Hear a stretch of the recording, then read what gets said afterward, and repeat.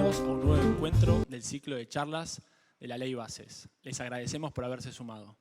Mi nombre es Nicanor Verola y en esta oportunidad conversaremos sobre los principales cambios que la Ley Bases introdujo en materia de energía y de cómo podemos financiar grandes proyectos de inversión en esta industria. Hoy me acompañan Francisco Romano y Tomás Fernández Madero, a quienes presento brevemente.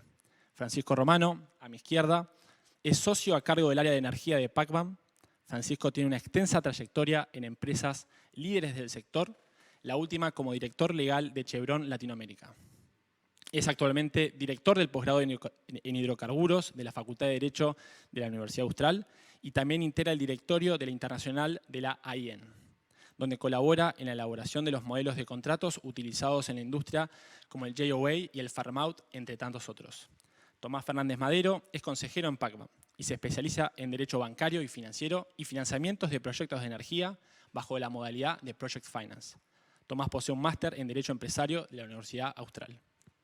La charla de hoy se separará en 3 bloques. Un primer bloque donde Francisco expondrá los principales cambios que se realizaron en la Ley de Hidrocarburos con 4 pilares fundamentales. El primero, acerca del cambio de paradigma que la Ley Bases introdujo en la Ley de Hidrocarburos, por el cual pasamos de principios rectores de autoabastecimiento e intervención de precios por parte del Estado Nacional a un paradigma de exportaciones y libertad de precios para el privado sin intervención estatal. En segundo lugar, uno de los temas más relevantes del momento, GNL y exportaciones de largo plazo. La apuesta de Argentina para agregar valor a nuestro gas natural y mejorar la balanza comercial energética con mayores exportaciones. ¿Estamos en condiciones de ser proveedores en firme de GNL?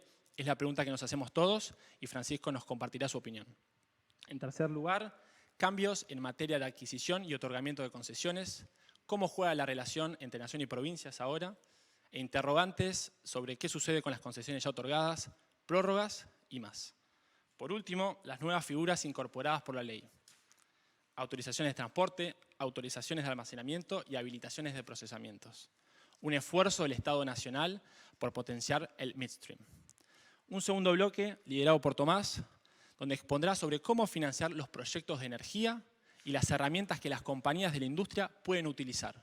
Profundizaremos sobre el RIGI y los elementos a considerar al momento de financiar estos proyectos. Por último, y finalizadas las presentaciones de Francisco y de Tomás, abriremos a preguntas al público. Los invitamos a dejar sus consultas y preguntas en el chat del Zoom. También aclaramos que la charla quedará grabada en YouTube para que puedan acceder. Y por último, les pedimos que silencien los micrófonos para poder pasarle la palabra a Francisco. Muchísimas gracias. Bueno, muchas gracias. Gracias también a todos por participar. Vamos a hablar de los cambios en materia de energía de la Ley Bases. Lo que hemos hecho es básicamente un reagrupamiento de los temas que están bastante dispersos a lo largo de la Ley de Hidrocarburos y también de la Ley del Gas y del RIGI, del régimen de inversiones. Y empezamos con el punto más importante, que es el de los nuevos objetivos de política nacional. Ustedes recuerdan que a partir de lo que se llama la Ley Corta, queda claro que el diseño de la política a nivel nacional corresponde al Poder Ejecutivo Nacional, sin perjuicio de que la propiedad del dominio de los hidrocarburos y la administración de los recursos está en cabeza de las provincias productoras.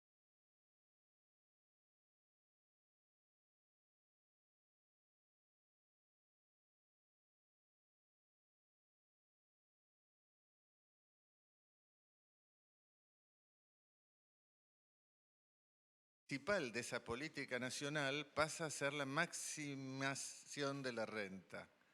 O sea, pasamos a tener el autoabastecimiento como principal objetivo a la maximización de la renta obtenida de la explotación de los recursos y la satisfacción de las necesidades de hidrocarburos del país. Vamos a ver esto cómo se traduce después en la práctica.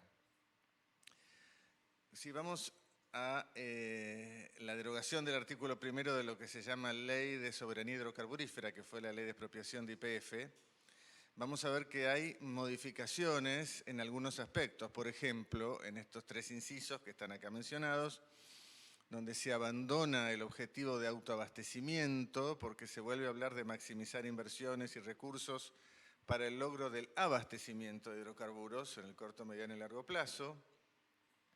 Vamos a ver también que en la protección del interés del consumidor desaparece el precio como objeto de protección, que estaba en la Ley de Soberanía Hidrocarburífera, esto de la mano de la libertad de precios a la que nos vamos a referir enseguida. Y en lo que es la exportación de hidrocarburos como objetivo, se habla de mejorar balanza de pagos, es decir, se abandona el concepto de saldo exportable, que es un saldo físico, se va a un concepto moderno, digamos, de mejorar balanza de pagos, lo que puede implicar importar en algunas situaciones, exportar en otras, y entonces el resultado es lo que se va a mirar, y por eso entonces el giro en la política también en este aspecto. Otro punto importante es la modificación del artículo 31. El artículo 31 de la ley, desde su origen, año 1967, lo que establecía era un principio general de política que consiste en buscar las mayores inversiones para la mayor producción y la conservación de las reservas. Bueno, este principio general, que es muy importante porque cuando no hay objetivos o compromisos de inversión específicos, la concesión o del permiso, queda como un principio general, ¿no? de invertir para maximizar la producción y las reservas. Ahora tiene este cambio que es la eliminación de la última parte, donde antes decía asegurando la máxima producción compatible con la explotación adecuada y económica del yacimiento y la observancia de criterios que garanticen una conveniente conservación de las reservas. ¿Por qué se elimina este aspecto? Bueno, es un tema, yo creo que es un corolario del cambio en la política, donde justamente como parte de ese cambio, así como se abandona el autoabastecimiento y se prioriza la balanza comercial energética y el concepto de rentabilidad, también se abandona el concepto de Maximum Economic Recovery de la industria,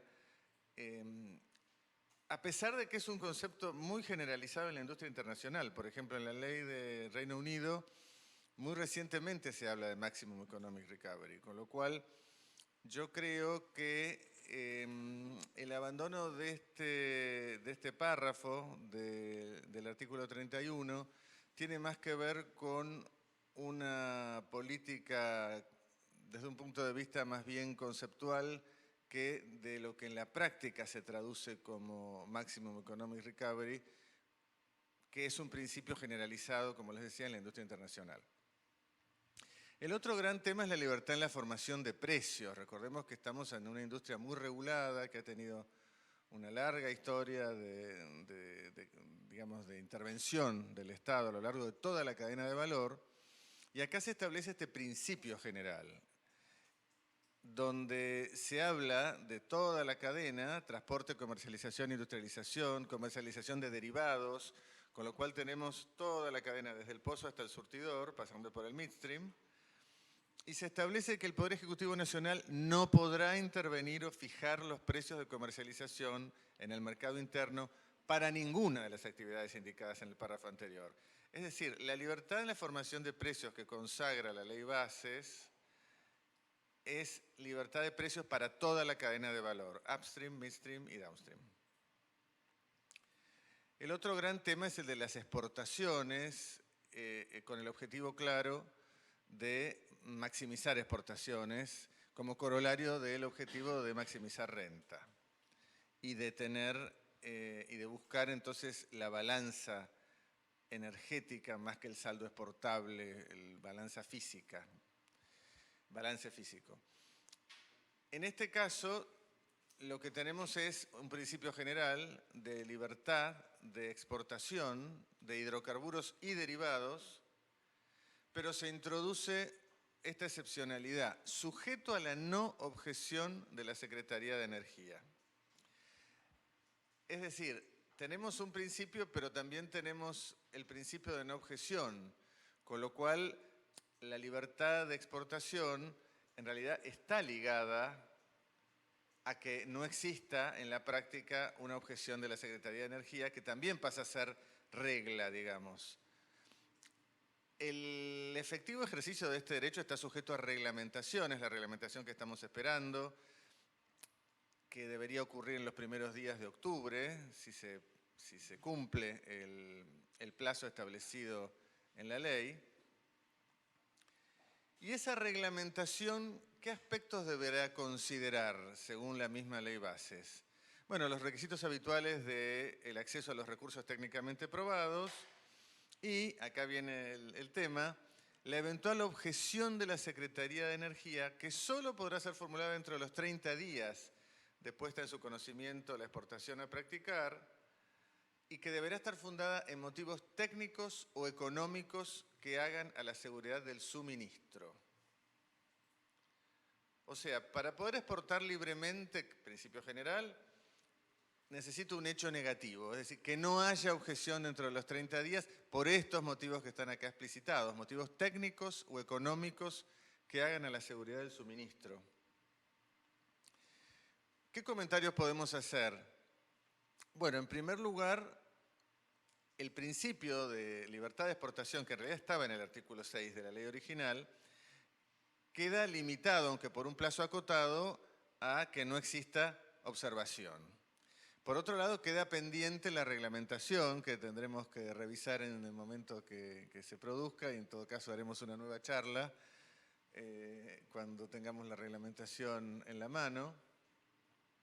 Pero lo que sí podemos comentar como reflexión en este momento es que la ley no indica, bueno, y si hay una objeción por parte de la Secretaría de Energía, o sea, esa exportación no se puede producir, debe ser vendido en el mercado interno ese hidrocarburo.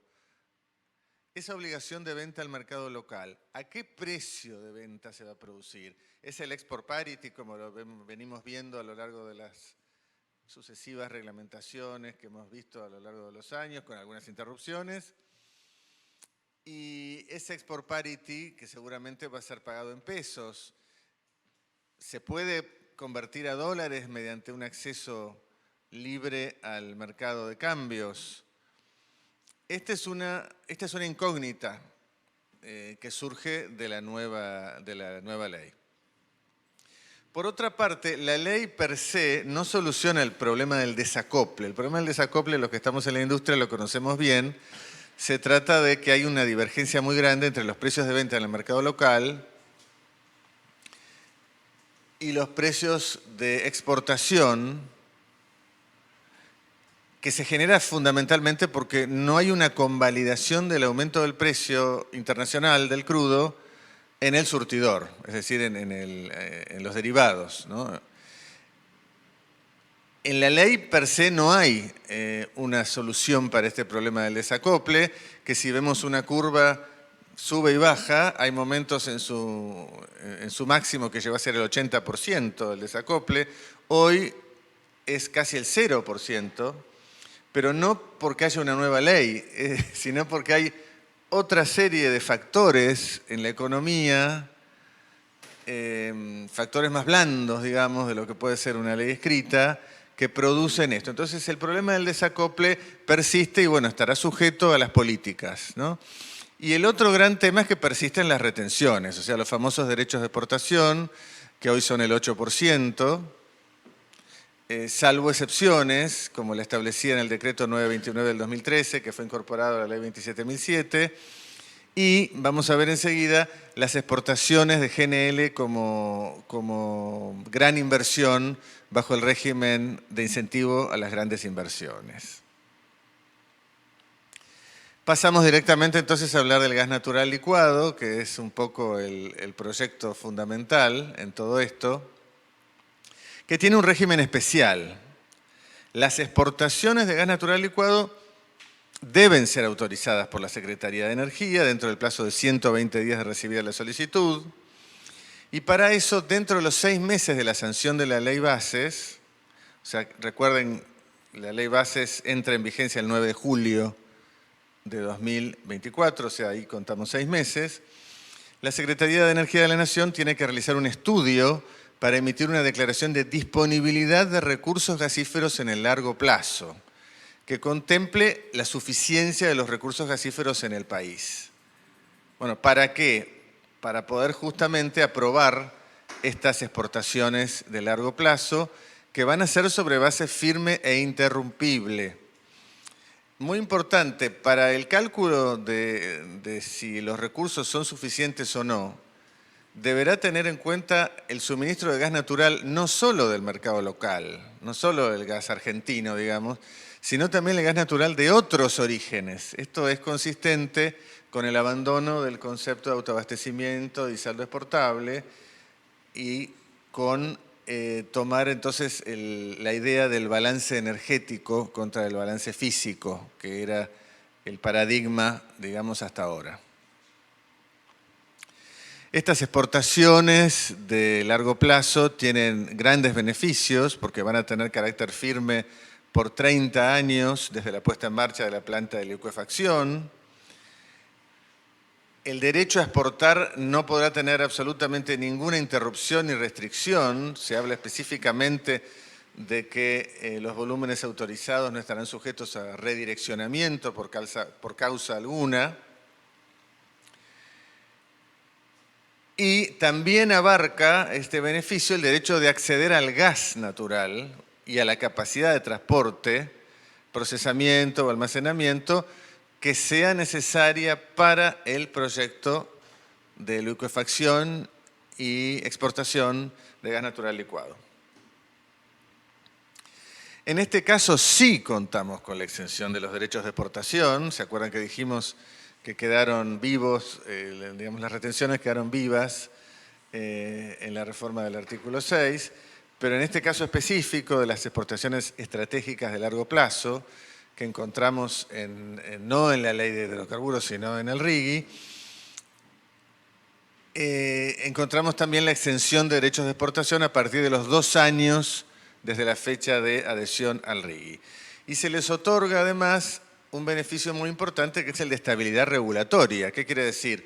Que si hay modificaciones, tanto en las normas nacionales como en las provinciales de las provincias que adhieran al RIGI, y esas modificaciones son perjudiciales para el proyecto, en ese caso se tendrán por no escritas, digamos. Se les otorga entonces estabilidad regulatoria y si hubiera un beneficio mayor en el futuro, tendrán derecho también a ese beneficio en lo que llamamos genéricamente nación más favorecida. Todas estas premisas que están muy bien, todas estas señales, son para el gas natural licuado, repito, no son para las exportaciones de gas natural por ductos, donde tenemos a Chile, Uruguay, se está pensando en Brasil. Entonces, por un argumento a contrario, como decimos los abogados, se podría entender que todas tienen carácter firme, pero algunas son más firmes que otras. Es decir, las de gas natural licuado son realmente firmes, las de gas natural por ducto podrían sufrir situaciones de redireccionamiento, de interrupción, particularmente cuando está en tela de juicio el abastecimiento al mercado interno. Pasamos ahora al segundo bloque que nos comentaba Nicanor, que es el tema de cómo se adquieren las nuevas concesiones. Y la regla general, entonces, es el principio de licitación. La ley es muy clara al establecer que al vencimiento de las concesiones de explotación existentes, tiene que haber un nuevo procedimiento licitatorio. Casos de excepción, es decir, ¿dónde puedo adquirir o cómo puedo adquirir una concesión nueva sin licitación? Bueno, por 2 mecanismos, que ya estaban en la ley 27.007, el de subdivisión del área, que se reconvierte de convencional a no convencional, en cuyo caso la solicitud debe estar fundada en un plan piloto y solo podrá ser realizada hasta el 31 de diciembre de 2028, es decir, quedan un poquito más de 4 años para hacer esta solicitud. Y en caso de aprobarse la reconversión, entonces la concesión reconvertida tendrá por única vez, se hace mucho hincapié en eso, 35 años de vigencia. El otro caso es el de la unificación de áreas, el caso típico donde hay continuidad geológica entre dos áreas, entonces se solicita la unificación. También estaba previsto en la Ley 27.007, pero aquí tenemos un requisito adicional, que es que se establece que los pagos al Estado nacional o provincial van a ser los que correspondan al área que los prevé en mayor cantidad y el plazo de concesión, en caso que haya disparidad entre el plazo de concesión de las áreas unificadas, será el de la concesión que tenga menor plazo. Es decir, se toma, diríamos, lo más perjudicial para el concesionario en este caso, porque es el menor plazo y el mayor government take. Esto trae entonces algunas cuestiones que podrían ser perjudiciales, sobre todo que se está desarrollando un régimen que podría interferir con el régimen provincial, porque se está priorizando a un Estado sobre el otro en el caso de unificación de áreas, al darle el tratamiento de pagos y de plazo correspondiente en cada caso. Y esto nos lleva al artículo 35, que es el tema de las prórrogas. El artículo 35 establece los plazos de las concesiones, la convencional, 25 años, la no convencional, 35, y la offshore, 30 años, con una aclaración que es que la extensión de la vigencia de la concesión al momento de definir los pliegos de bases y condiciones puede tener 10 años más.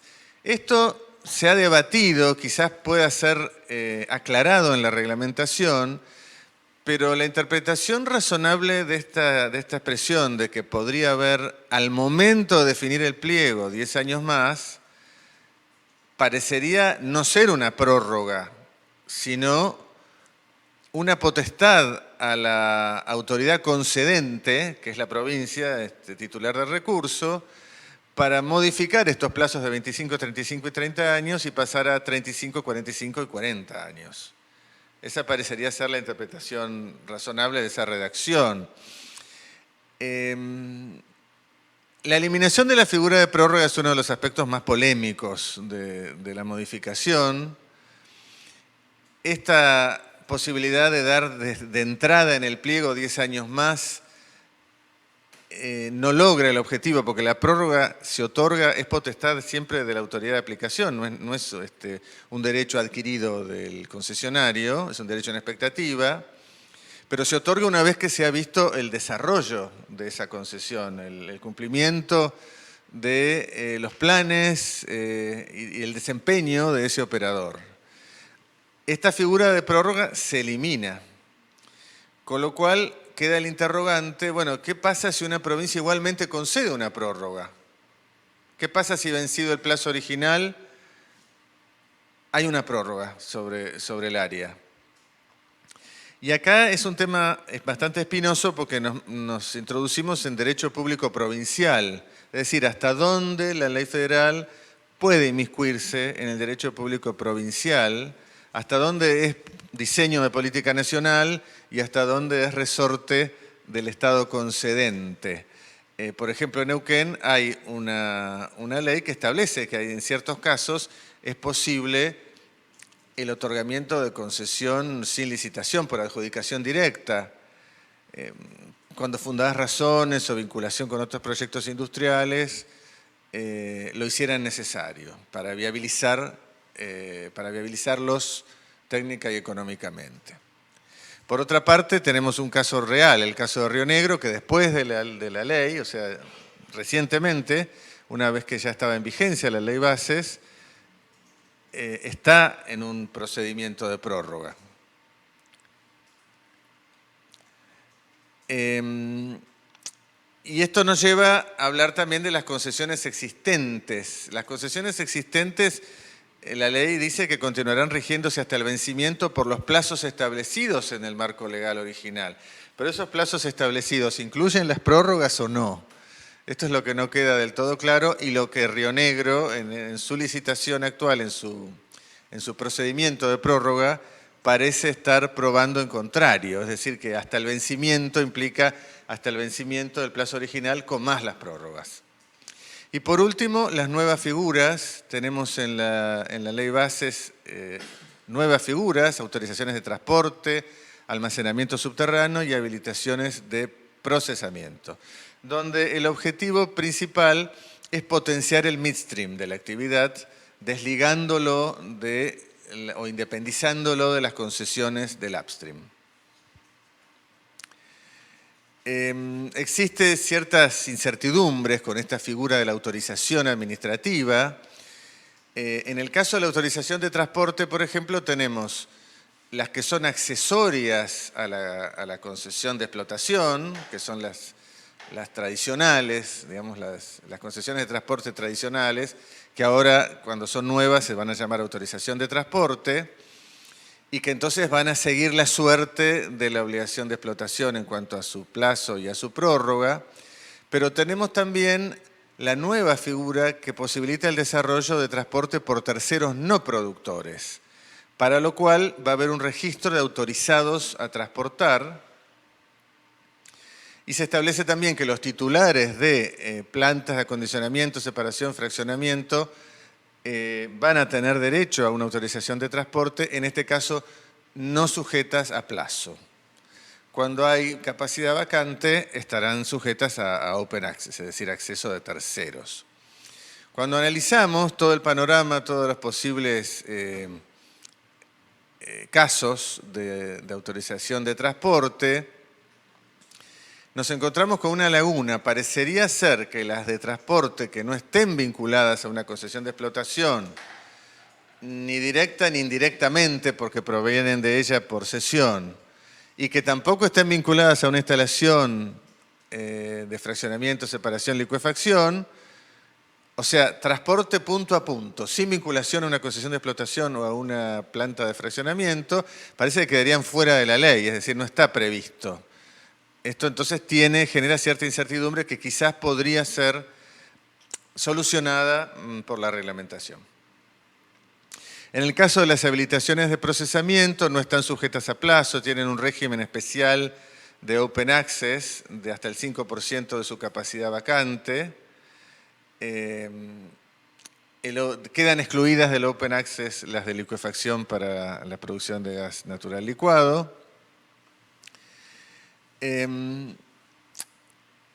Ese 5% puede ser incrementado por acuerdo de partes o por la autoridad de aplicación, lo cual es un riesgo, ¿no?, de que dentro de cierto plazo la autoridad de aplicación incremente ese porcentaje de open access, si bien, como dijimos, este régimen no aplica a las plantas de licuefacción de gas ni a las autorizaciones de transporte asociadas a ellas.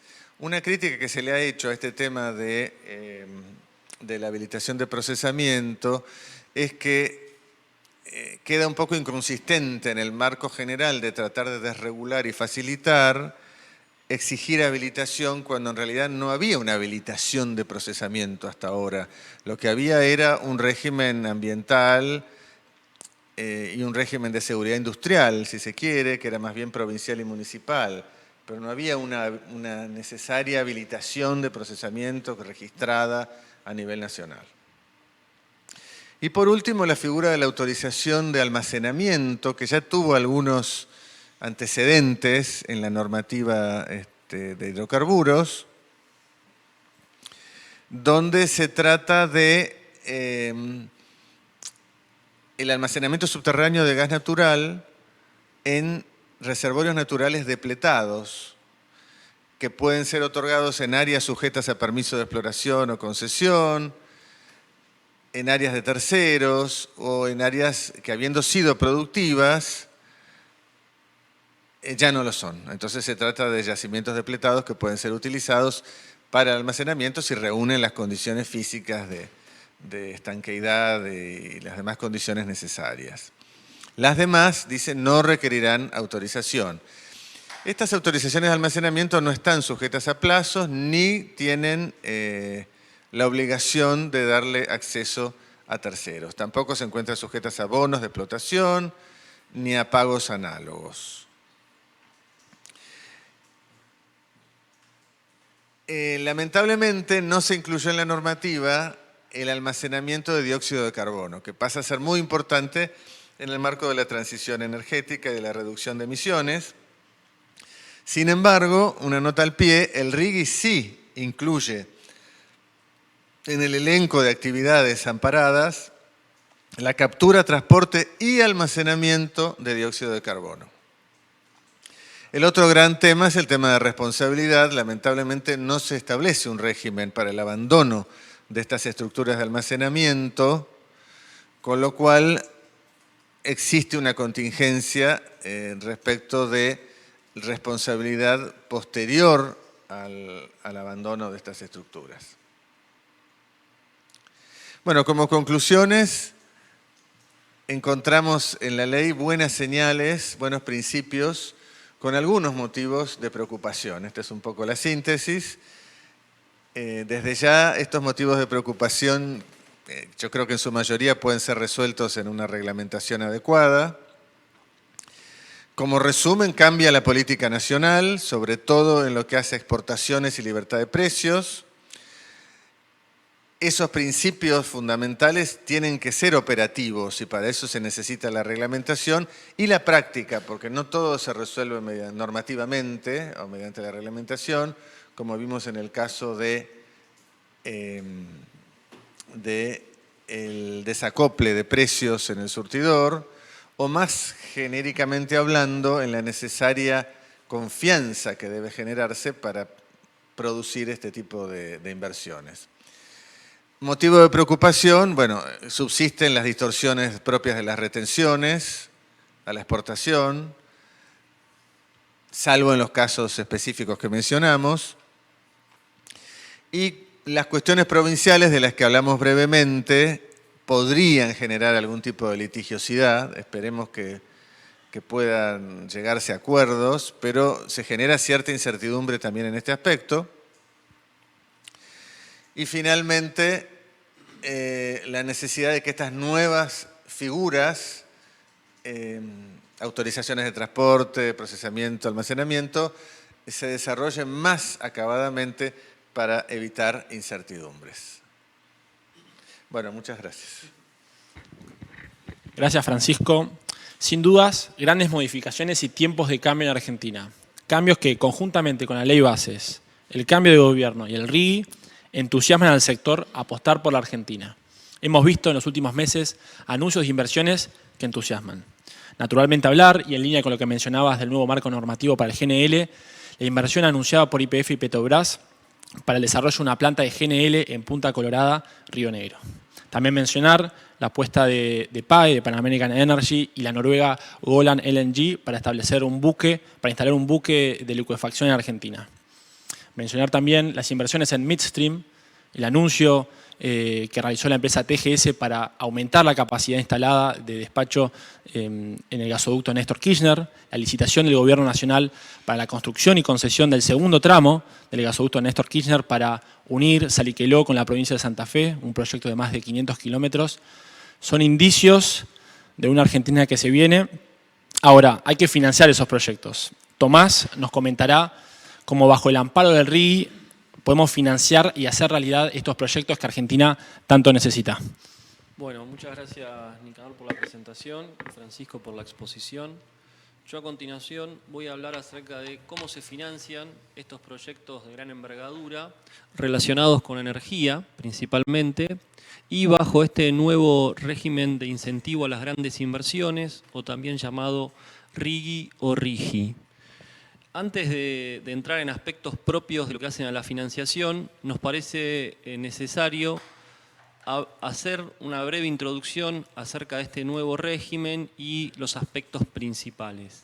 En primer lugar, debemos decir que el RIGI lo que busca es fomentar la inversión directa, no solamente de inversores locales, sino también de inversores extranjeros, y crea como una especie de subsistema dentro de otro sistema, es decir, un sistema propicio, encapsulado en otro sistema, en donde busca atraer inversiones y cuyos principales objetivos son la previsibilidad y estabilidad, que es principalmente lo que miran los inversores a la hora de invertir, crear un régimen legal especial, este microsistema o sistema encapsulado dentro de otro sistema que habíamos mencionado anteriormente, y además que genere seguridad jurídica, certidumbre y una protección para estas personas que adhieran al RIGI.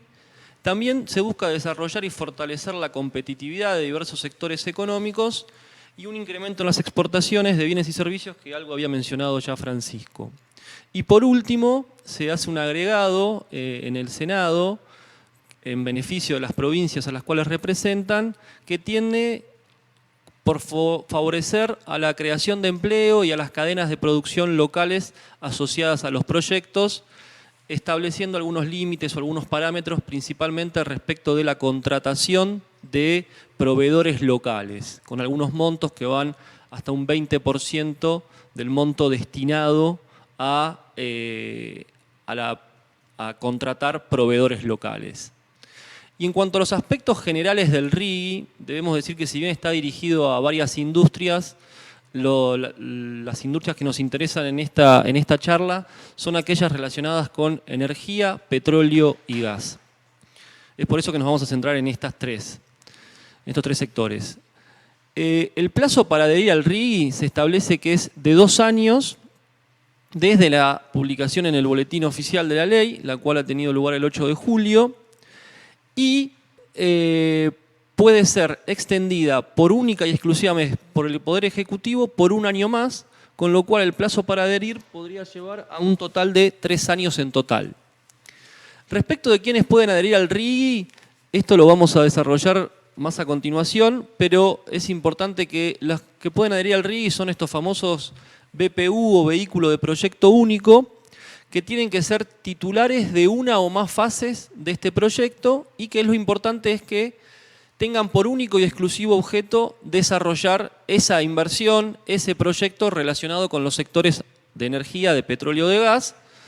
Y esto es importante en materia de financiamiento debido a que no pueden desarrollar otras actividades ni poseer activos no afectados a este proyecto. Y respecto a ¿qué entiende este régimen por proyectos de gran inversión? Bueno, en primer lugar debemos decir que para que un proyecto califique como una gran inversión se deben cumplir 3 aspectos. Es decir, que sean proyectos que involucren la adquisición, producción, construcción y o desarrollo de activos que involucren una inversión por proyecto en activos computables igual o superior a un monto mínimo de $200 millones, y ahí hacemos la aclaración de que es extendible porque en lo que hace particularmente a los sectores de petróleo y gas, este piso mínimo es más elevado y lo vamos a mostrar ahora en las diapositivas que siguen, pero son pisos que van hasta los $600 millones. En segundo lugar, al menos el 40% de este monto mínimo debe ser invertido en los primeros 2 años de vida del proyecto. Y después, por último, se hace mención a que estas inversiones tienen que ser de largo plazo. Y cuando hablamos de largo plazo, es importante hacer ciertas aclaraciones que hace el decreto, que principalmente lo que se establece es que serán considerados de largo plazo aquellas inversiones que tengan un cociente no mayor al 30% entre, por un lado, el valor presente del flujo neto de caja esperado, excluidas las inversiones, durante los primeros 3 años de vida, y por el otro lado, el valor presente neto de las inversiones de capital planeadas. Es decir, que lo que se busca hacer acá, o para determinar que un proyecto sea de largo plazo, es que el proyecto no se repague en más de un 30% en los primeros 3 años, con lo cual garantiza de alguna manera cierta estabilidad y durabilidad en el tiempo. Y por último, este es un tema, es como una subcategoría dentro de estas grandes inversiones que también las vamos a desarrollar a continuación, pero son estos famosos proyectos de exportación estratégica de largo plazo, y acá hacemos una interpretación propia, pero entendemos que principalmente esto está dirigido, entre otros sectores, pero a lo que es GNL, Y estos proyectos de exportación estratégica a largo plazo, las particularidades que tienen es que lo que deben buscar es posicionar a la Argentina como un nuevo proveedor de largo plazo en mercados a los que aún no cuenta una participación relevante y además que involucren inversiones en activos computables por etapas que sean con montos mínimos de 1.000 millones de dólares por etapa. En cuanto al decreto, nos parece importante también definir comentar las definiciones respecto de lo que hace al sector de energía y del petróleo y gas bajo este decreto que la separa y por un lado establece que la energía van a ser las actividades de generación, almacenamiento, transporte y distribución de energía eléctrica, de fuentes renovables o no renovables, y la captura y transporte de almacenamiento de dióxido de carbono. Y al respecto de lo que es el sector de petróleo y gas, que lo comprende en una sola definición, lo que dice que deben ser actividades relativas a la construcción de plantas de tratamiento y de separación de líquidos de gas natural, oleoductos, gasoductos e instalaciones de almacenamiento, transporte y almacenamiento de hidrocarburos, petroquímica, acá incluye a fertilizantes y refinación, producción, captación, procesamiento, licuefacción de gas natural, transporte de gas natural destinado a la exportación. Y por último, habla acerca de un aspecto que nos parece importante destacar, que es que habla de la exploración y explotación de hidrocarburos líquidos y gaseosos, pero únicamente costa afuera, o offshore, mejor dicho, y se excluye a lo que hace a la exploración y explotación onshore, o siguiendo la definición, sería costas adentro.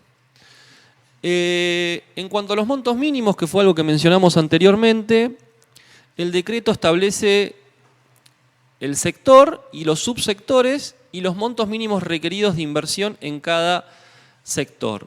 Es decir, como habíamos mencionado anteriormente, los montos van desde 200 millones de dólares para lo que es procesamiento y fraccionamiento y después van elevándose hasta lo que es exploración y producción de gas destinado a la exportación, GNL puede ser, y exploración y producción de hidrocarburos costas afuera únicamente. Y retomando el tema de los proyectos de exportación estratégica de largo plazo, los PELP, nos gustaría hacer muy resumidamente algunos aspectos principales que tienen que tener este tipo de proyectos. En primer lugar, debemos decir que el monto de inversión mínima para estos proyectos es de 2.000 millones de dólares. Y el monto mínimo a ser invertido en cada etapa es de 1.000 millones de dólares. A su vez, debemos decir qué requisitos requiere este régimen para que estos proyectos puedan ser considerados como de exportación estratégica a largo plazo. Y además de cumplir los requisitos propios del RIGI mencionados anteriormente, para este tipo de proyectos el decreto exige algunos requisitos adicionales que son principalmente que se acredite el posicionamiento internacional de este proyecto. Es decir, que lo que se quiere, o lo que se busca que acredite el BPU, que explote este proyecto, es que la exportación de estos productos no exista o no haya constancia de esa exportación de esos productos desde la Argentina actualmente, que pese a existir exportación de esos productos, esta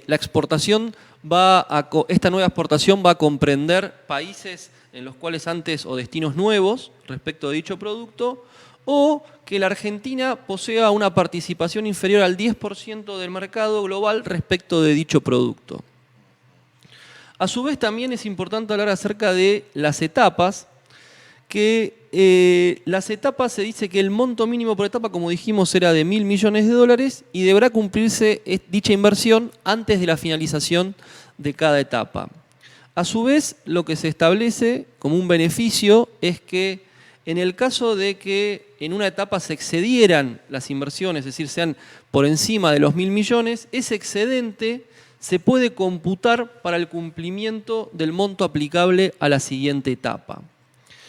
A su vez, es importante también destacar el porcentaje del monto mínimo que se requiere bajo estos proyectos de exportación estratégica a largo plazo, que es del 20% del monto mínimo a ser invertido, que es de 2.000 millones de dólares. Es decir, sería el 20% de 2.000 millones de dólares. Y después también se da la posibilidad de utilizar múltiples BPU, los cuales deberían ser solidarios y responsables entre ellos, y además se va a requerir, bueno, la acreditación de datos societarios y demás. Pero respecto de estos BPU, nos parece importante hacer algunas aclaraciones que incorpora tanto la ley como el decreto, y que algo habíamos comentado anteriormente, pero es que estos BPU, estos vehículos de propósito único, tienen que tener como objeto único y exclusivo, es decir, el desarrollo y la explotación del proyecto. No pueden desarrollar actividades ni poseer otros activos no afectados al proyecto, salvo excepciones particulares como inversiones transitorias en capital de trabajo que hagan una administración prudente. Y a su vez, estos BPU pueden ser sociedades anónimas, sociedades de responsabilidad limitada, sucursales de sociedades extranjeras, UTES y otros contratos asociativos. Pero acá nos parece importante hacer un comentario, que es que se ha incorporado esta nueva figura, la figura de la sucursal dedicada, que entendemos que va a ser objeto de, no sé si de polémica, pero de discusión o de requerimiento de algunas aclaraciones al respecto. Y principalmente esta sucursal dedicada lo que establece es que tanto una SA o una SRL o una sucursal de sociedad extranjera que desea adherir al RII y ya desarrolle actividades que no son parte del proyecto o posea otros activos, puede establecer una sucursal dedicada. Esto trae algunas particularidades que tiene que tener esta sucursal dedicada, algunos requisitos que debe cumplir, y que es principalmente que debe estar inscrito en el registro público de comercio, debe tener un quit propio, debe tener un capital propio, debe tener como habíamos dicho antes, un objeto único y debe tener asignado activos, pasivos y personal y llevar una contabilidad separada. Esto es importante porque se puede decir que societariamente es lo mismo, pero a nivel contable tributario sería distinto. Y esto es importante en materia de financiaciones porque lo que es importante acá es que los bienes o los activos estén separados, estén segregados uno de otro, y bueno, eso va a ser un desafío respecto de esta sucursal dedicada y cómo evolucionan en la práctica. Y ya metiéndonos más en temas propios de lo que hace a la bancabilidad, es decir, a la financiabilidad de estos proyectos, debemos decir que un proyecto es financiable o es bancabilidad o es sano financieramente, por así decirlo, significa que la estructura del proyecto y la distribución de los riesgos sean aceptables por los prestamistas para otorgar el financiamiento. Y esto es importante si el financiamiento es con recursos, es decir, full recourse, es decir, que se tiene un recurso directo contra el sponsor o el accionista, si es limitado o si es non-recourse. Respecto de lo que es limitado y non-recourse, es relevante porque bajo la modalidad de financiamientos de Project Finance, que es generalmente cómo se financian estos proyectos de gran envergadura relacionados con petróleo y con gas, muchas veces o no se tiene recurso contra el sponsor o el accionista o se tiene un recurso limitado que va generalmente en lo que es la etapa de construcción hasta completion.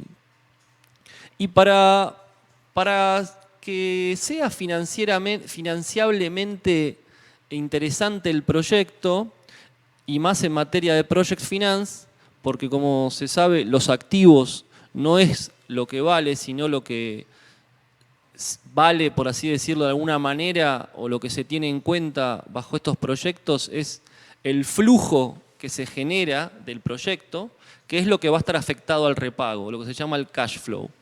Entonces, es importante lo que se llama gestión de riesgos, conocer de los riesgos y de alguna manera mitigarlos o reducirlos, y entendemos que es un poco lo que viene a ser o lo que trata de hacer este régimen, ¿no? Es reducir la mayor cantidad posible los riesgos que puedan llegar a afectar a este proyecto y que el proyecto pueda ser financiable en el tiempo, y es por eso que blinda de alguna manera o otorga ciertos beneficios en materia tributaria, cambiaria, regulatoria, estable en el tiempo. Y estos proyectos generalmente, de manera resumida, enfrentan dos tipos de riesgos.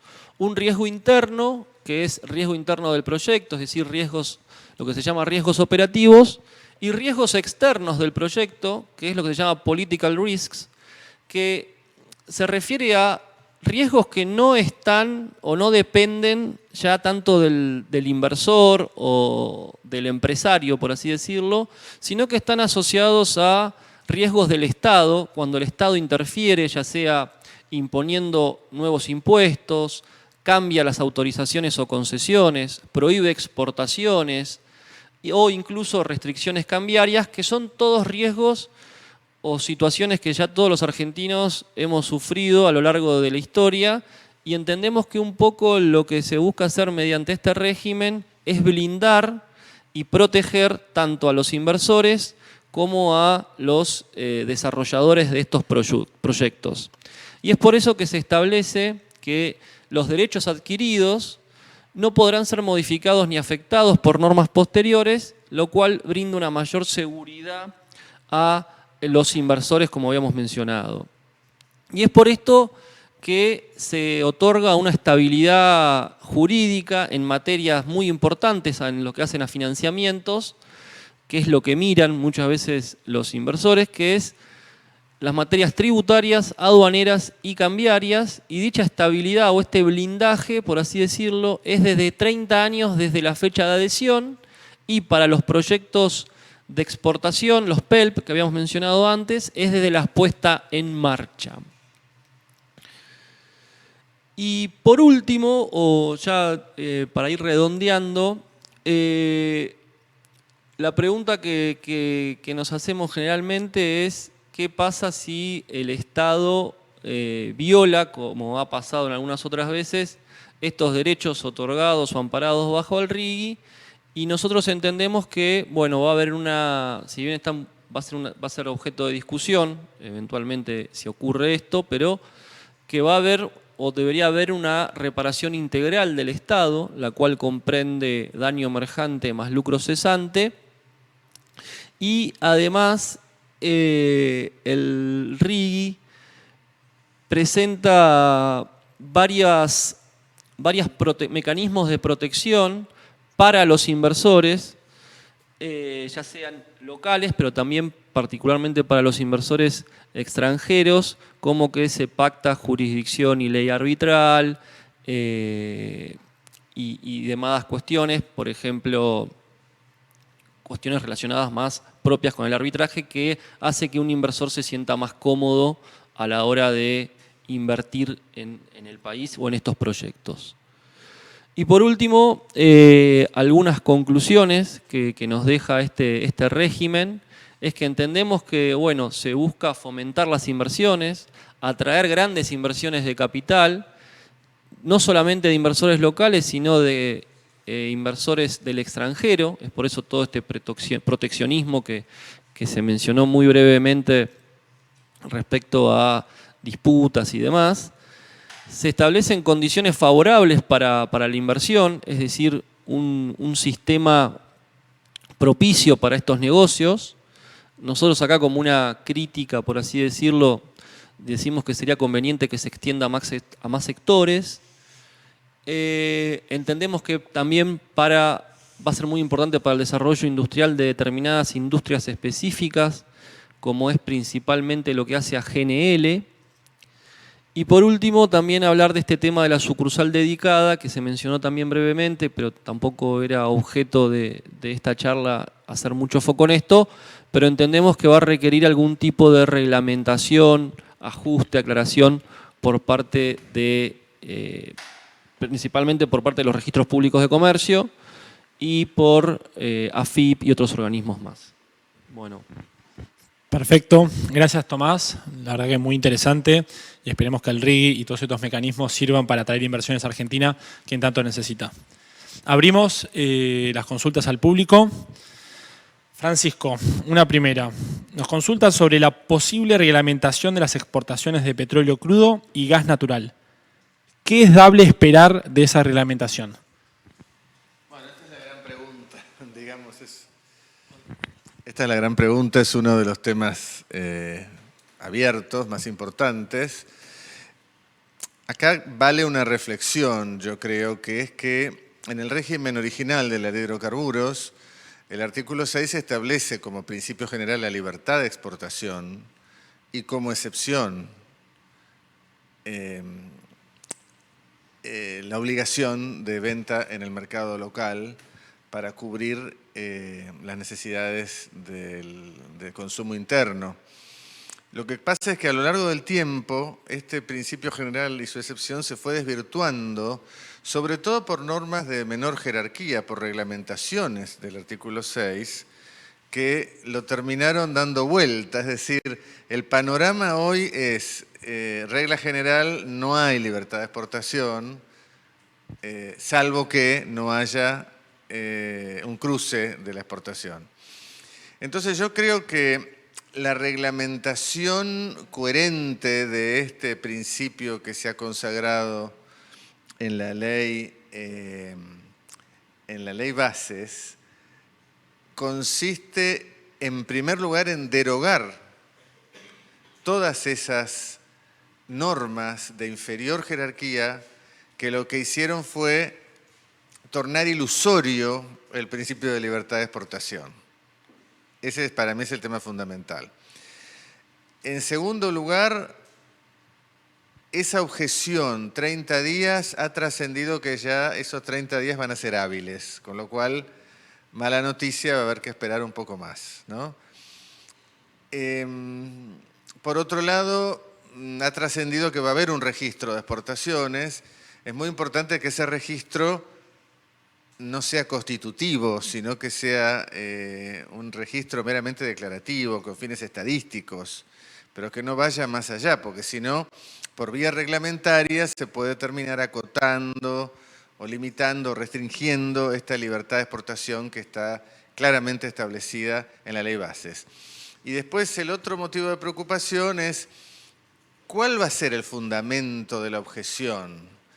¿Motivos técnicos o económicos que hagan a la seguridad del suministro? Bueno, sería bueno para dar mayor certidumbre entender qué son estos motivos, si realmente se trata, como parecería ser, de cuestiones de seguridad e higiene, de construcción, operación y mantenimiento de los ductos, es decir, cuestiones físicas de seguridad, de mantenimiento de la infraestructura, y no ir más allá, pero eso necesita, yo creo, una reglamentación adecuada.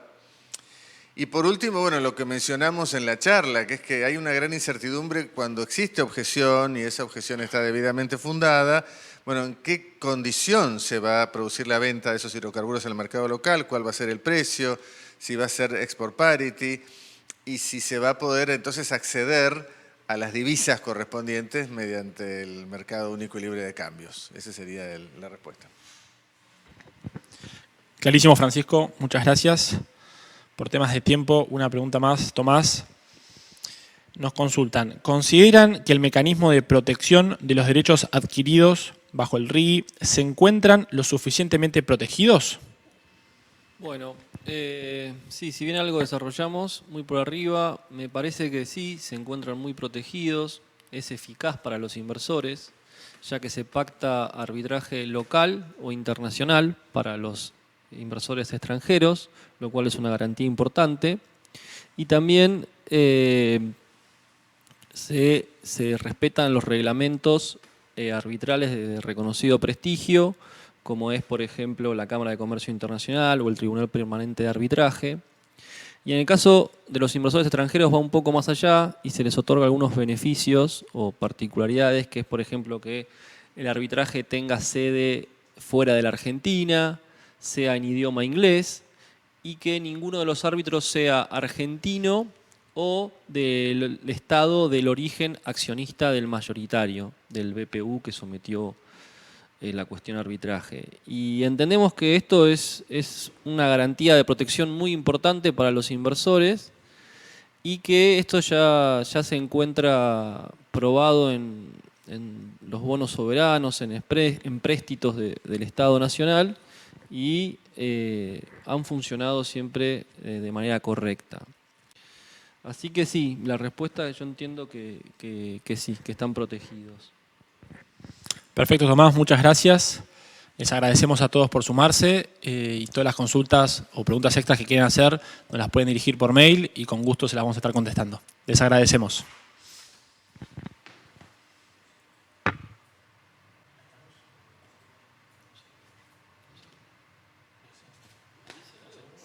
¿Se cortó?